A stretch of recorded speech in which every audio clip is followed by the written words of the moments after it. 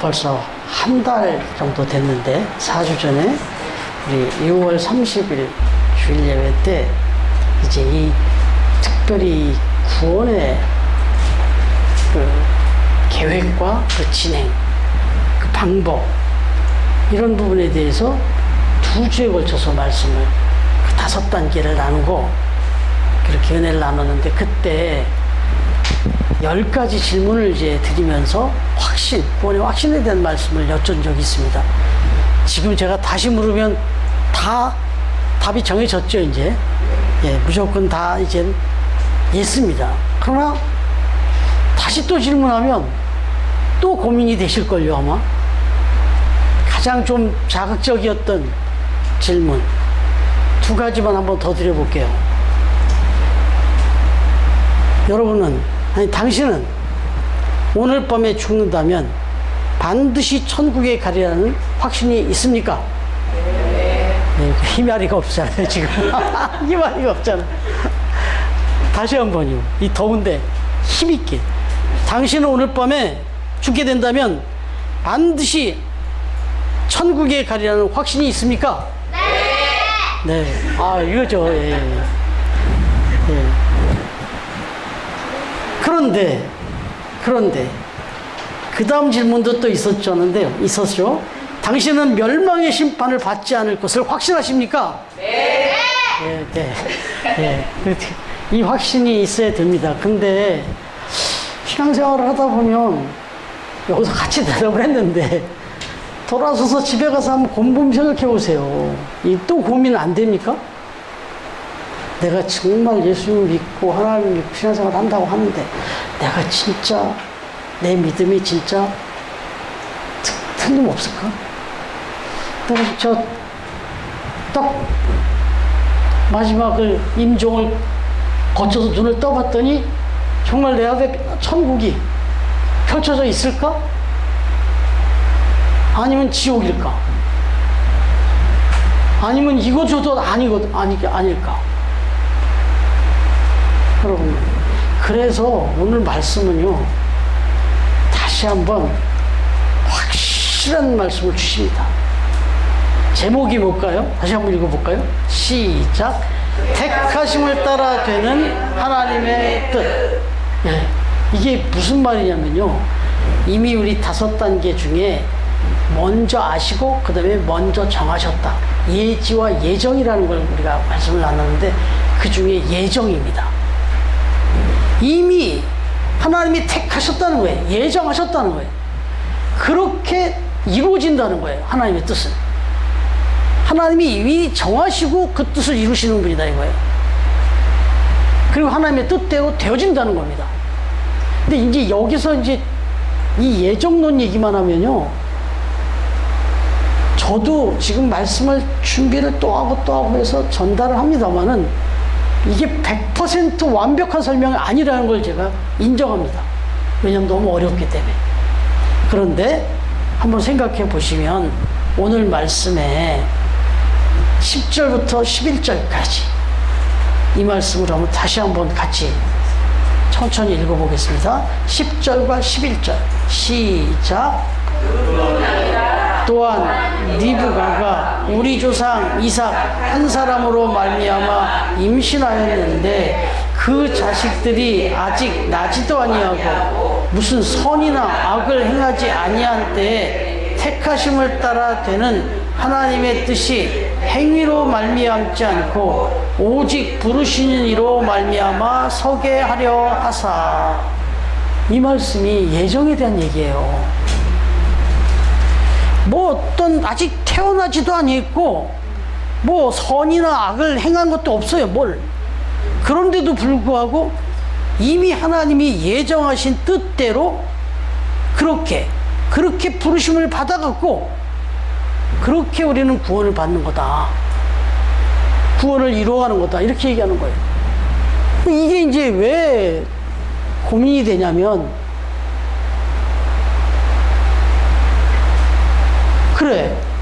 그러면 이 예정론이라는 문제를 놓고 보면 하나님이 다 알아서 구원할 사람 정해갖고 다 때가 되면 구원해서 하나님의 나라로 이끄신다면 뭐 때가 되면 구원해 주실 텐데 내가 뭘 믿어요? 뭘 우리가 전도를 해? 그렇잖아요. 저 바깥에 있는 많은 사람들이 하나님의 예정 뜻대로 다 지금 그렇게 살아가고 있다는데, 그래서 결국 하나님의 때가 되면 다 구원할 사람 구원하고 결국 구원받지 못할 사람은 구원받지 못하게 될 거라, 이런 얘기인데, 이 말이 태어나기 전부터 정해놨다는데. 그러면은 성경 말씀을 이렇게 나누다 보면 인간에게는 하나님이 선택의 자유를 주셨다는데, 그래서 에덴 동산에 선악과, 그 선악과를 따먹을 수도 있고 안 따먹을 수도 있는 선택의 여지를 하나님이 주셨다는데,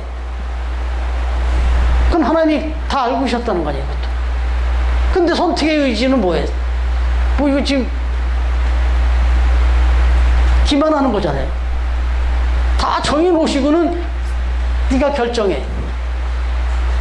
그러면 인간의 자유의지를 놓고 보면 어떻게 우리가, 그렇잖아요. 내가 오늘 여기 교회를 올지 안 올지도 어떻게 보면 내가 선택하잖아요. 그런데 하나님은 알고 계신다네. 이게 너무 헷갈려요, 이게. 그리고 너무 모순이에요. 완벽한 모순이에요. 그래서 이 부분에 대한 이야기를 이렇게 할 때 참 이 유대인들이 아주 기분이 나빴어요. 이 유대인들이 자기들은 하나님을 잘 믿고 하나님의 택하신 백성이라고 생각하고 선민이라는 생각도 가지고 있고, 그 다음에 우리는 또 율법도 있어서 그걸 잘 지키고 이렇게 한다고 하는데, 니들이 알고 니들이 행한다고 해서 구원받는 게 아니고 하나님의 뜻에 달려 있다. 그리고 이미 하나님이 너희가 구원받을지 못 받을지 너희 중에서 다 정해놨다, 이렇게 얘기를 하니까 이 유대인들이 얼마나 화가 나겠어요. 그러니까 그런 말씀을 전하는 사도 바울을 잡아 죽이려고 그런 거죠. 여러분, 이게 이제 먼저 우선 하나 생각해야 될 건, 제가 언젠가도 말씀 한번 드렸을 것 같은데, 우리가 한국 전쟁을 치르고 나서, 6.25 전쟁을 치르고 나서 얼마나 많은 고아들이 발생이 됐습니까? 얼마나 많은 부모들이 죽었습니까? 그래서 정말 많은 아이들이 고아가 됐다고. 근데 그때 그 고아들을 입양을 많이 했습니다.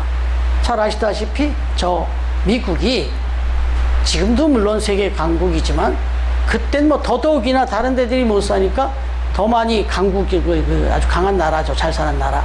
근데 특별히 이 전쟁을 치른 이 대한민국을 특별히 사랑해서 많이 입양해 갔죠.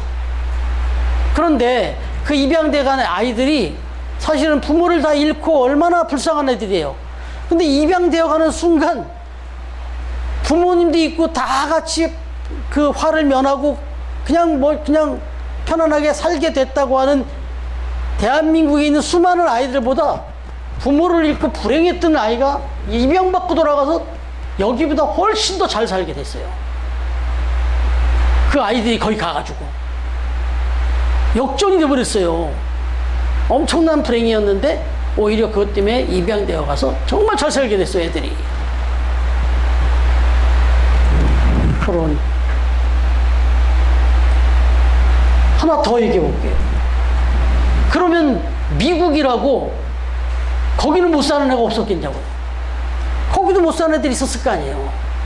근데 그런 애들이 볼 때 뭐야 이건, 우리는 지금 이 잘 사는 나라에 태어났는데 우리 이렇게 불쌍하게 이렇게 어렵게 살고 있는데 저 알지도 못하는 나라 애들을 데려다가 저렇게 잘 먹고 잘 입히고 저렇게 멋지게 살아?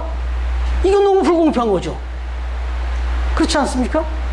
미국 애들 못 사는 애들이 저 한국 애들 데려다가 그 먼 곳에서 데려다가 막 잘 먹이고 잘 입히고 잘 살게 해주면 화가 날 수 있잖아요. 이걸 굳이 비교하자면. 그런데 이 불평이 말이 돼요? 이 아이들이 이걸 불평한다고 해서 이 불평이 정당해요? 이건 오로지 그 입양을 선택하신 분, 그분한테 달린 거예요. 그분의 마음이에요. 그렇지 않습니까?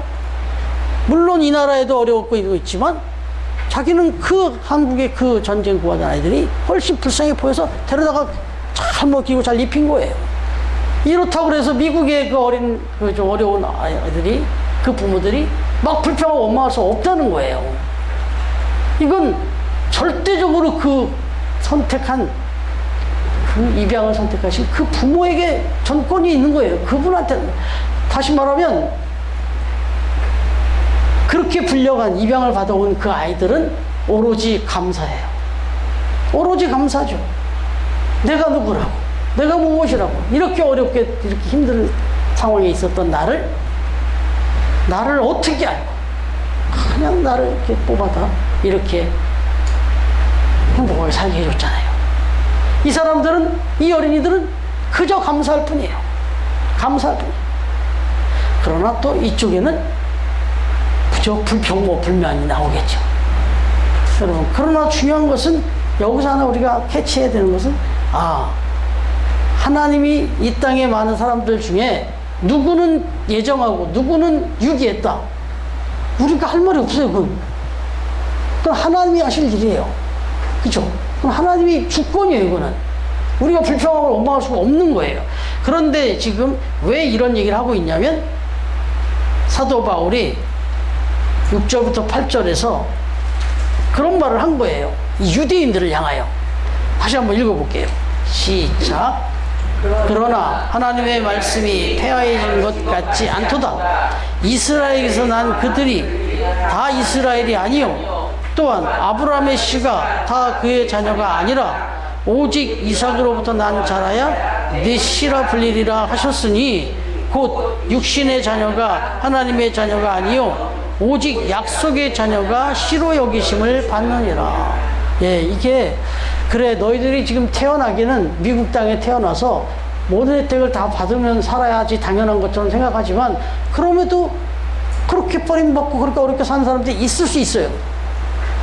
저 이스라엘이 아닌 저 이방 땅에 태어나서 정말 형편없이 살아가야 될 그런 구원하고는 거리가 먼 사람이 있을 것 같지만, 그런 사람도 하나님이 택해서 부르시면 구원 얼마든지 받을 수 있다.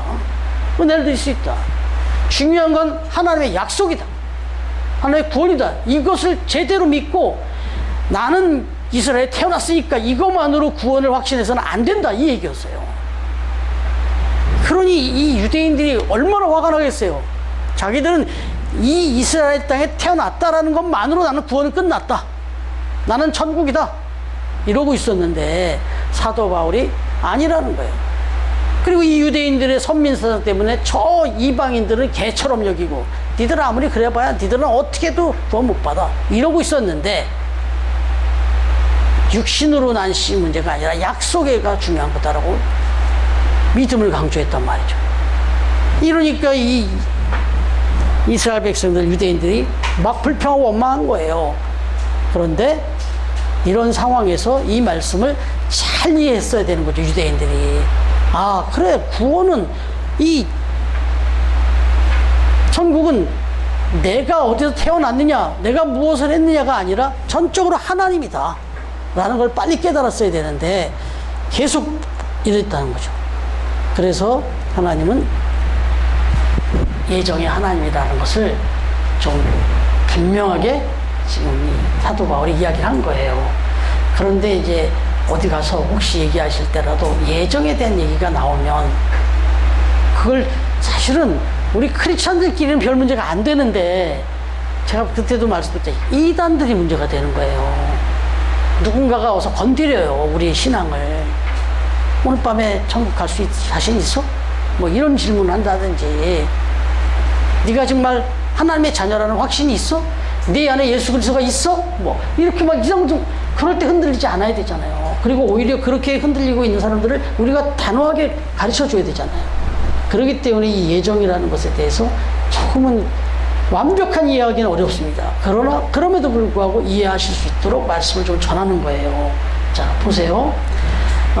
예정이라고 하는 것, 이 부분에 대해서 그 돌파력이라고 하는 이 로마서 강해집 책이 있어요. 그 책에 보면 이런 말을 해요.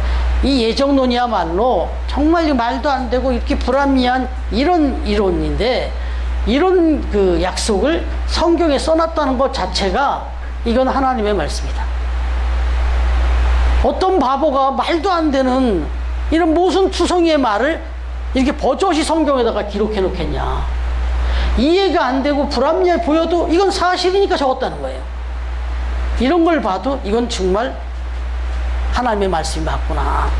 이걸 전하면 전도하는데 방해가 될 것 같은데, 그런데도 이걸 써놨어요. 이해가 되든 안 되든.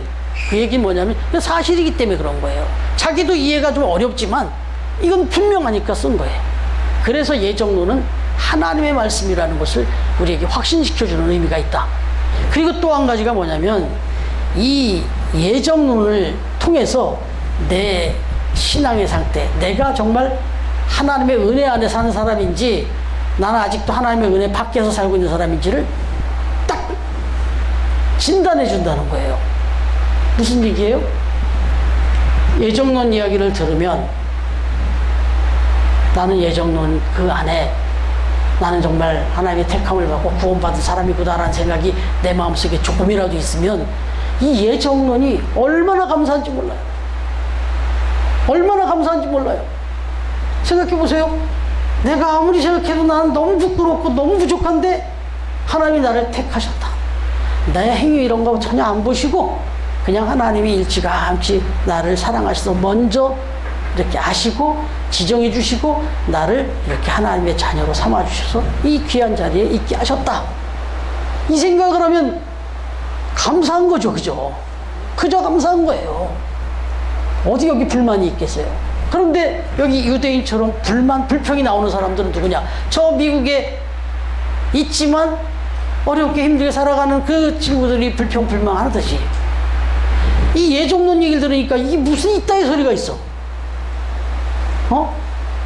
내가 선택하고 내가 믿고 이렇게 해서 구원을 받는 거지. 다 정해져 있어서 누구는 구원받고 누구는 버려져? 이게 무슨 소리야? 막 이러면서 화를 내. 그럼 그 사람은 무슨 소리예요? 그 마음속에 자기는 구원받은 사람이 아니라는, 나는 예정의 범위 안에 들어있지 않다는 걸 자기가 스스로 인정하는 거예요. 그렇기 때문에 예정론의 얘기를 하면 내가 어떤 반응이 내 안에서 일어나느냐, 그 반응에 따라 내가 은혜 사람인가, 구원의 은혜 속에 살고 있는지, 아직도 구원의 의심을 하면서 아직도 구원 밖에 살고 있는지를 진단할 수 있다는 거예요. 여러분, 그런데 생각해 보세요. 야, 그래, 너무 합리적이지 않다, 너무 불합리하다, 이런 소리 하지만 사실 이거 다 자기 기만이에요. 여러분, 대형 마트에서 오픈을 하고는 이제 막 장사를 해요. 그러다가 뭐 5주년 감사, 10주년 감사 이런 거 하잖아요. 그럼 그때 뭐를 하죠? 경품을 탁 겁니다.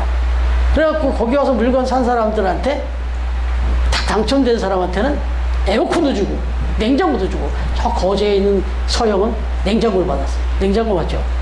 에어컨이에요. 에어컨을 하나 받아가지고, 그 당시만 해도 꽤 오래됐는데, 집에 에어컨이 다 있지 않고 보편적이지 않을 때였는데 큰 스탠드 에어컨을 탔어요. 여러분, 이거 불합리합니까? 합리적입니까? 딱 갈라져요. 거기서 물건 정말 많이 팔아줬던 사람이 안 됐어. 근데 얼마 몇 번 오지도 않은 사람이 됐어. 그러면요, 아이고, 그 당첨 안 된 사람은 뭐 이런 경우가 있어 하고 막 화를 낼 수 있어요. 짜증낼 수 있어요. 내가 여기서 얼마나 팔아줬는데. 그런데 사실 이건 불합리한 건 똑같아요. 당첨된 사람도 불합리한 거 맞아요. 안 그래요? 자기가 여기 몇 번이나 왔다고, 몇 번이나 팔아줬다고 이런 에어컨을 대형 몇백만 원짜리 받아요. 근데 이 사람 하나도 안 따집니다. 이거 너무 불합리해. 나 이거 받을 수가 없어. 나는 이건 여기 솔직히 내 양심상 몇 번 알았습니다. 나 이렇게 큰 선물 받기가 너무 죄송합니다. 내가 앞으로 얼마를 더 와야 내가 이걸 갚겠습니다. 난 못 받겠습니다. 불합리해서. 이렇게 얘기할 사람이 있을까요? 없어요. 그러니까 우리가 세상을 살아가면서 합리적이다, 불합리하다 이 말도 보면 다 자기주의예요. 자기 관점에서 얘기하는 거예요. 네. 그 다음에 또 한 가지, 아주 합리적으로 얘기하는 사람이 있어요. 아니, 너 예정이라는 것에서 제대로 알지도 못하면서 믿어? 이런 얘기 하죠. 그럼 어떻게 생각하세요, 그럼? 그래, 내가 예정에 대해서, 저도 지금 말씀을 전하지만 예정에 대한 걸 100% 하진 않아요. 그러나 믿어요, 제가 지금. 이미 하나하나 경험해가고 있어요. 아, 이래서 이게 예정이라는 얘기가 나오는구나. 내가 무슨 수로 내가 여기 와서 앉아있겠나? 내가 여기 무슨 수로 여기 서서 말씀을 전하고 있겠나? 이런 생각이 계속 들어오거든요. 여러분, 생각해보세요. 제가 지금 휴대폰을 이게 떨어뜨려서 이게 결국은 좀 이렇게 흠이 가더니 액정이 다 나가버렸어요. 그래가지고 가서 바꿔왔습니다. 그래갖고 새로 바꿨더니 얘네가 금방 알아보는 거예요. 이거 삼촌 거하고 똑같은 거네? 그러면. 지금 강 집사님이 선물 받은 그 핸드폰을 저는 좀 울며겨자 놓기로 바꿨어요. 그런데 딱 똑같은 거 사실 Z 플립 3, 4, 5 이렇게 가는데 그 처음에 그 Z 플립 3인가 할 때도 되게 힘들었어요, 사용하는데. 그리고 어떻게 사용하는지 사용법도 잘 몰라요. 그리고 지금 Z 플립 5라고 하는데 이것도 사실 여기 화면이 이제 더 커졌는데 어떻게 사용해야 되는지 이게 잘 몰라요. 그러면 여러분 어떻게 생각하세요? 핸드폰 가게에서 딱 핸드폰을 이제 권유를 받아갖고 살렸는데 이게 뭐 사용법을 아무리 해도 잘 모르는 게 너무 많네? 그러면 나 이거 사용법을 도저히 몰라서, 아니 나는 이거는 이 정도는 쓸 수 있지만 이 정도는 모르는 게 더 많아서 나는 핸드폰 못 쓸 것 같아요. 그러고는 핸드폰을 반납하겠습니까? 아니요. 지금 여러분들이 갖고 계신 그 핸드폰 솔직하게 말씀드리면 그게 기능이 100가지면 너무 크게 얘기하니까 그런 거예요. 10가지라면 5가지도 모를걸요, 지금. 근데 5가지 이상이나 모르는데, 반 이상이나 모르는데 내가 이걸 어떻게 써? 그리고 안 쓰십니까? 아니에요. 합리적이어야만 사용하는 게 아니고, 내가 이해되어야만 사용하는 게 아니고, 사는 게 아니고, 몰라도. 왜요? 어떤 면에서? 큰 틀에서는 믿잖아요. 그래서 사는 거예요. 그래가 하나씩 알아가는 거예요. 와, 내가 5년 몇 년을 썼는데 이게 이런 거였어 하는 걸 그때 할 때도 있어요. 여러분, 바로 예정론과 같이 이런 믿음의 권리는 잘 모릅니다. 그럼에도 불구하고 믿습니다. 그리고 하나하나 알아갑니다. 거꾸로. 근데 이걸 누가 그렇게 해주시냐? 알지도 못하고 합리적이지도 않은 거를 우리가 어떻게 믿고 하나하나 알아가느냐? 이게 예정이라는 겁니다. 이게 하나님의 뜻이라는 겁니다. 강권적으로. 그래서 그 구원의 5단계를 통해서 저와 여러분을 완전하게 구원해 주시는 분이 하나님이시다. 그래서 이 예정론의 말씀을 정말 나는 이미 하나님의 예정 가운데 내가 지금 이렇게 신앙생활을 하고 있구나, 하나님을 믿고 있구나, 내가 그렇게 살아가고 있구나를 걸 생각할 때 딱 한 가지, 감사하셔야 된다. 내가 누구라고, 내가 뭐라고, 내가 이런 믿음의 사람이 될 수 있었겠나? 오늘 밤에 죽어도 난 천국에 갈 자신이 있게 됐는가? 이걸 믿을 때 감사함으로 믿어야 된다는 거죠. 여러분, 그래서 그 예정론을 생각하면서 흔들리지 마시고, 믿음을 흔들리지 마시고 감사하면서 그렇게 살아가는데, 이 믿음으로 살아갈 때 꼭 필요한 우리의 또 마땅한 또 책임도 있습니다. 하나님이 다 예정해 주시고 다 이끌어 주니까 나는 이제 뭐 어떻게 살든지 상관없어. 뭐 내가 가고 싶은 데 가고 먹고 싶은 데 먹고 하고 싶은 거 하면 살아도 예정에 섰으니까.